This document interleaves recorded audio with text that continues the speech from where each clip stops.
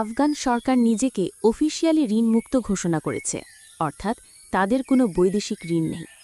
এখন যা উন্নয়ন হচ্ছে সব তাদের নিজস্ব অর্থায়নে।